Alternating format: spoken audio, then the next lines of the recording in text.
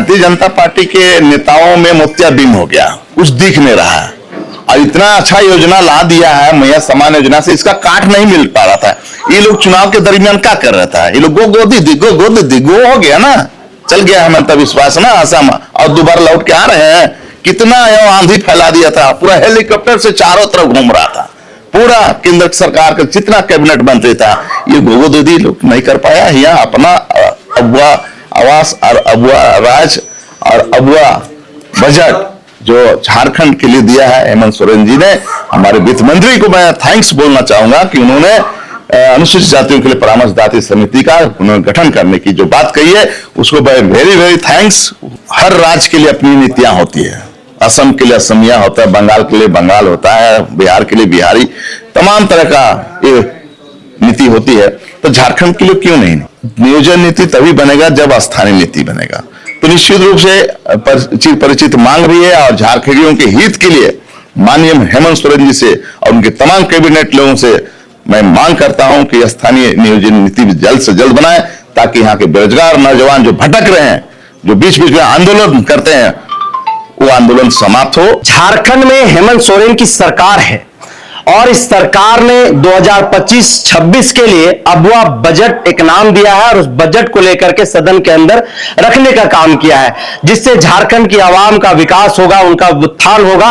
और यह कुल बजट 1,45,400 करोड़ रुपया है। हमारे साथ सरकार के विधायक सुरेश कुमार बैठा है। सुरेश जी, ये जो बजट है अबुआ बजट जिसको आप लोगों ने नाम दिया है, सबसे पहले तो इस बजट को लेकर के क्या कुछ आप लोग देख पा रहे हैं, और ये पूरा 365 दिन में किस तरह से राज्य के विकास में यह बजट जो है वो लोगों के काम आएंगे?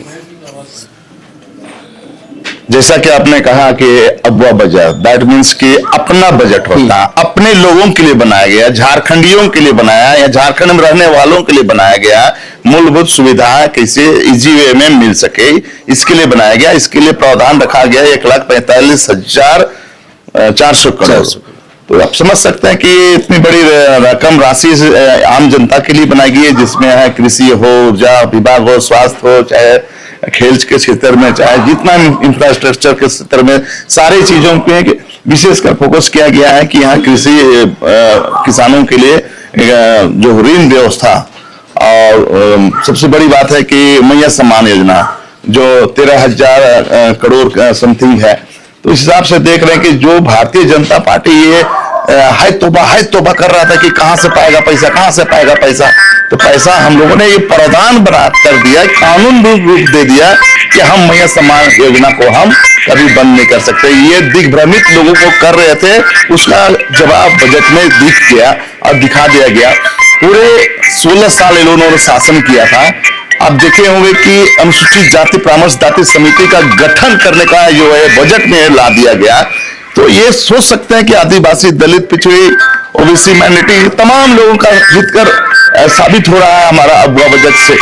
तो ये हेमंत सोरेन की सरकार और महागठबंधन की सरकार आम जनताओं के लिए खरा उतरने का काम कर रही है। इसलिए इस बजट से सभी लोगों को फायदा मिलेगा, मध्यम वर्ग से लेकर गरीब वर्ग से लेकर तमाम लोगों के लिए जो अबुआ आवास दिया जा रहा है। आप देख रहे हैं कि जिसका घर नहीं था उसको घर दिया जा रहा है।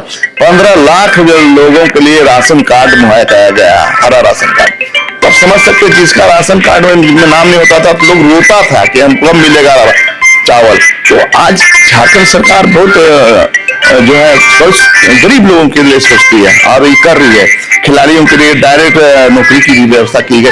आप समझ सकते हैं कि भारतीय जनता पार्टी का आप कोई चलने नहीं जा रहा। लेकिन वही जो विपक्ष में भारतीय जनता पार्टी एनडीए जो घटक दल है वो सीधे तौर पर यह कह रही है कि ये झारखंड की जो जनमानस है, जो जनमत देने का काम इंडिया गठबंधन को किया है, उसकी आंखों में जो है ये धूल झोंकने का काम किया गया है। छलावा बजट है ये। देखिए, भारतीय जनता पार्टी के नेताओं में मोतियाबिंद हो गया, कुछ दिख नहीं रहा है। और इतना अच्छा योजना ला दिया है मैया समान योजना से, इसका काट नहीं मिल पा रहा था। ये लोग चुनाव के दरमियान क्या कर रहा था, ये लोग गो दीदी गो हो गया ना, चल गया हमें तब विश्वास ना आसाम, और दोबारा लौट के आ रहे हैं। कितना आंधी फैला दिया था, पूरा हेलीकॉप्टर से चारों तरफ घूम रहा था, पूरा केंद्र सरकार का जितना कैबिनेट मंत्री था, ये गोगो दीदी लोग नहीं कर पाया। यहाँ अपना अबुआ आवास और अबुआ राज और अबुआ बजट जो झारखंड के लिए दिया है हेमंत सोरेन जी ने। हमारे वित्त मंत्री को मैं थैंक्स बोलना चाहूंगा कि उन्होंने अनुसूचित जातियों के लिए परामर्शदात्री समिति का उन्होंने गठन करने की जो बात कही है उसको वेरी वेरी थैंक्स उसको बोलेंगे। और जितने भी हमारे कैबिनेट में मंत्री हैं वो लोग अच्छा काम कर रहे हैं और अच्छा होगा, मुझे विश्वास है। अभी बजट का डिबेट में जाना समय कम है। आखिरी सवाल आपसे लेंगे, युवा अबुआ बजट जो नाम दिया गया है, झारखंड में स्थानीय नियोजन नीति अब तक परिभाषित नहीं हो पाया, इसको लेकर के आप सदन में सवाल भी खड़ा किए हैं, उठाए हैं आपने सवाल। लेकिन ये जो अबुआ बजट है, इस अबुआ बजट में युवाओं की जो भागीदारी है, बेरोजगारों की जो भागीदारी है, कैसे आप लोग जो है उन लोगों को इस बजट के साथ जोड़ पाइएगा? क्योंकि झारखंड में न तो स्थानीय है और ना ही नियोजन नीति है। निश्चित रूप से जब से हम विधानसभा गए हैं, मेरी सोच है और सपना भी है कि हर राज्य के लिए अपनी नीतियां होती है। असम के लिए असमिया होता है, बंगाल के लिए बंगाल होता है, बिहार के लिए बिहारी, तमाम तरह का ये नीति होती है। तो झारखंड के लिए क्यों नहीं? हमने परसों दिन साथ में बैठे थे, जब गए थे वहां पर प्रदीप यादव जी के भतीजी के शादी में, मैंने कहा मथुरा महतो जी को, जिस तरह आपने CNT एक्ट को सख्ती से पालन कराया उसी तरह स्थानीय नीति को हम लोग को बनाना चाहिए। तो उन्होंने कहा कि एकदम बनना चाहिए। तो नियोजन नीति तभी बनेगा जब स्थानीय नीति बनेगा। तो निश्चित रूप से परिचित मांग भी है और झारखंडियों के हित के लिए माननीय हेमंत सोरेन जी से और उनके तमाम कैबिनेट लोगों से मैं मांग करता हूं कि स्थानीय नियोजन नीति जल्द से जल्द बनाए, ताकि यहाँ के बेरोजगार नौजवान जो भटक रहे हैं, जो बीच बीच में आंदोलन करते हैं, वो आंदोलन समाप्त हो और यहाँ के लोगों के लिए रोजी रोजगार का उपलब्ध हो। मैंने कहा है कि अगर झारखंड क्यों बना, स्पीकर साहब को कहा कि झारखंड आखिर क्यों बना सर, जब हम यहाँ के लोगों के लिए रोजी रोजगार नहीं उपलब्ध करा पाएंगे तो दुर्भाग्य होगा झारखंड बनने का। इसीलिए मेरा मांग है आपके चैनल से जोरदार इसको आप प्रचार प्रसार करिए और स्थानीय नियोजन नीति के लिए हम लोग मांग करते हैं। मैं व्यक्तिगत रूप से ही नहीं, पूरा सरकार से मांग करता हूं कि स्थानीय नियोजन नीति का भी जल्द से जल्द घोषणा हो, चाहे जो भी कोर्ट चला जाए, लेकिन हमारा नीति एकदम स्पष्ट होना चाहिए कि हम यहाँ के नौजवानों के लिए रोजगार देंगे।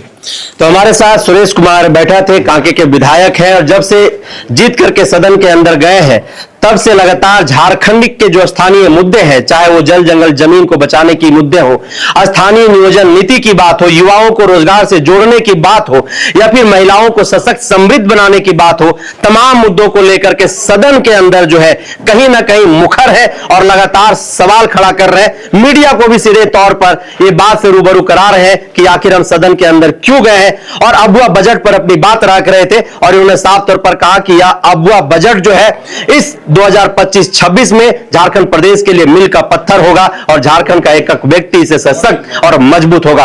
तो फिलहाल इसको हम यहीं पर करते हैं विराम, दीजिए इजाजत, जोहार।